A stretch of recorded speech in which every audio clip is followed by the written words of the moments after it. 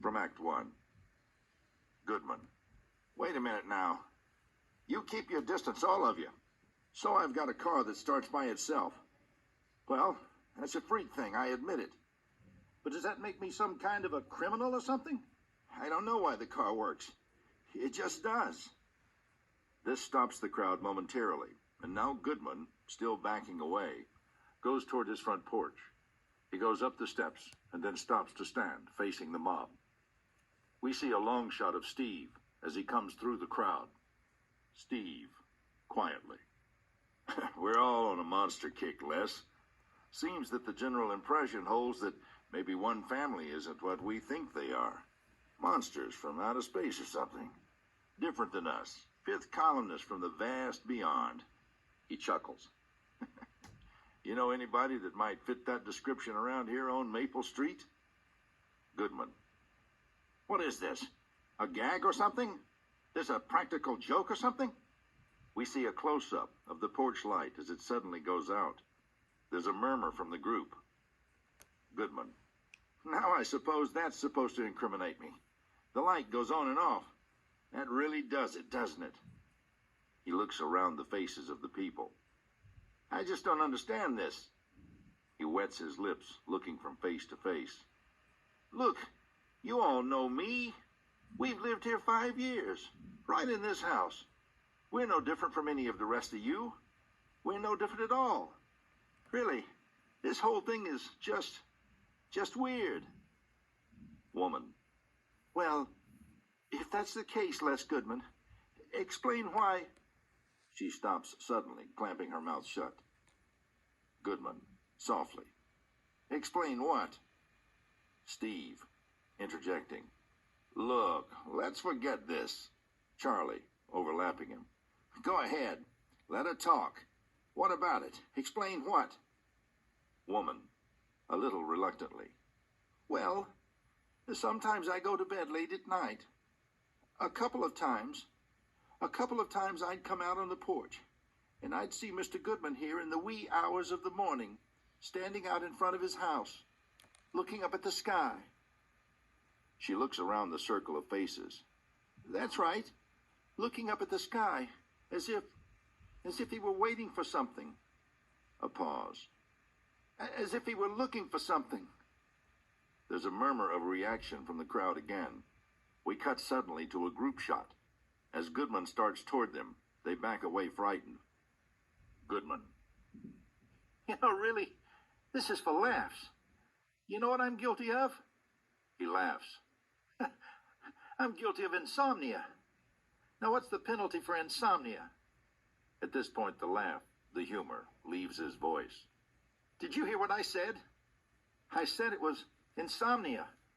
A pause as he looks around, then shouts. I said it was insomnia.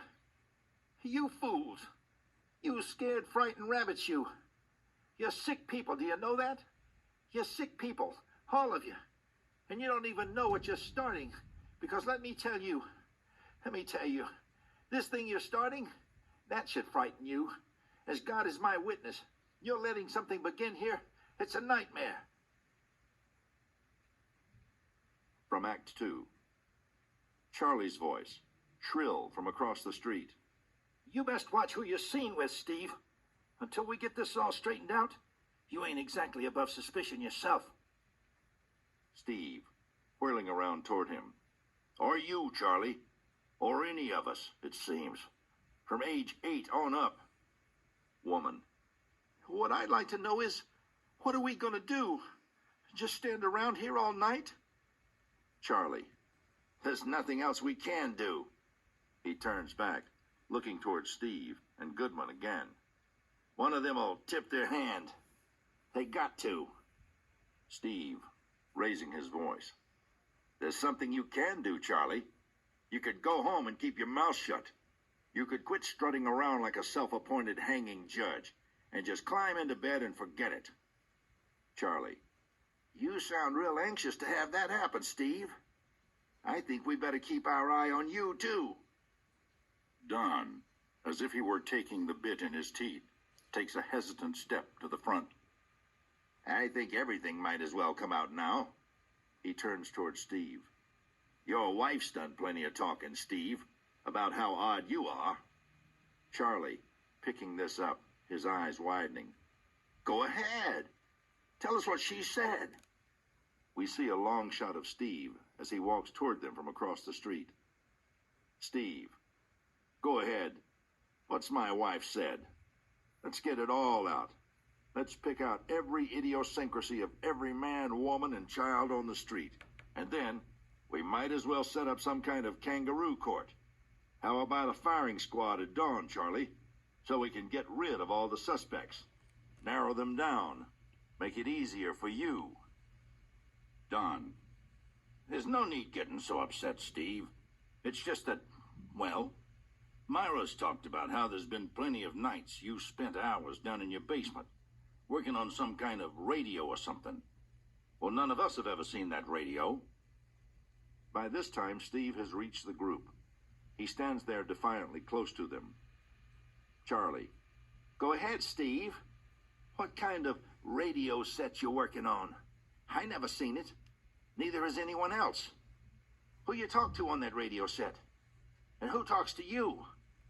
Steve, I'm surprised at you, Charlie.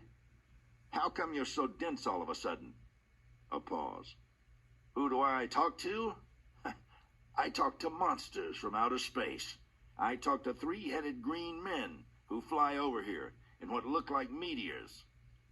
Steve's wife steps down from the porch, bites her lip, calls out. Mrs. Brand. Steve, please. Then, looking around frightened, she walks toward the group. It's just a ham radio set, that's all.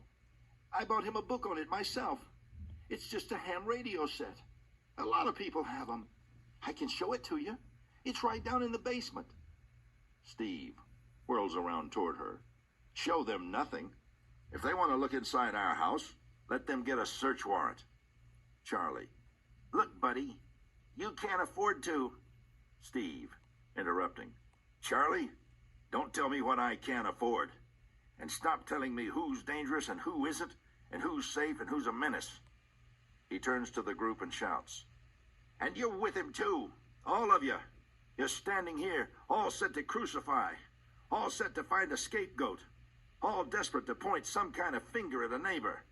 Well, now look, friends, the only thing that's going to happen is that we'll eat each other up alive.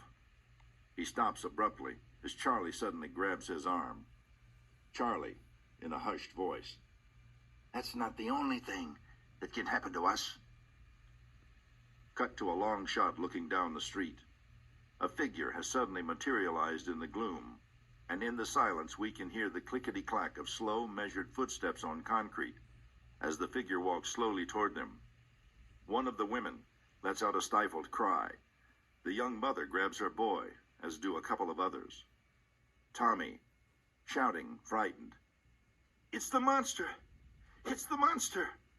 Another woman lets out a wail, and the people fall back in a group, staring toward the darkness and the approaching figure. We see a medium group shot of the people as they stand in the shadows watching. Don Martin joins them, carrying a shotgun. He holds it up. Don, we may need this. Steve, a shotgun? He pulls it out of Don's hand. Good Lord, will anybody think a thought around here? Will you people wise up? What good would a shotgun do against... Now Charlie pulls the gun from Steve's hand. Charlie, no more talk, Steve. You're going to talk us into a grave. You'd let whatever's out there walk right over us, wouldn't you? Well, some of us won't. He swings the gun around to point it toward the sidewalk. The dark figure continues to walk toward them. The group stands there, fearful, apprehensive, mothers clutching children, men standing in front of wives. Charlie slowly raises the gun. As the figure gets closer and closer, he suddenly pulls the trigger. The sound of it explodes in the stillness. There is a long angle shot, looking down the figure, who suddenly lets out a small cry, stumbles forward onto his knees, and then falls forward on his face. Don, Charlie, and Steve race forward over to him. Steve is there first and turns the man over. Now the crowd gathers around them. Steve slowly looks up. It's Pete Van Horn. Don, in a hushed voice. Pete Van Horn. He was just gonna go over to the next block to see if the power was on. Woman. You killed him, Charlie. You shot him dead. Charlie looks around the circle of faces, his eyes frightened, his face contorted. But, I didn't know who he was. I certainly didn't know who he was. He comes walking out of the darkness. How am I supposed to know who he was? He grabs Steve. Steve, you know why I shot. How was I supposed to know he wasn't a monster or something? He grabs Don now. We're all scared of the same thing. I was just trying to protect my home, that's all. Look, all of you. That's all I was trying to do. He looks down wildly at the body. I didn't know it was somebody we knew. I didn't know. There's a sudden hush, and then an intake of breath.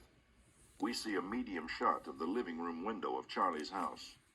The window is not lit, but suddenly the house lights come on behind it. Woman, in a very hushed voice. Charlie, Charlie, the lights just went on in your house. Why did the lights just go on? Don, what about it, Charlie? How come you're the only one with lights now? Goodman, that's what I'd like to know. All right. What you just heard was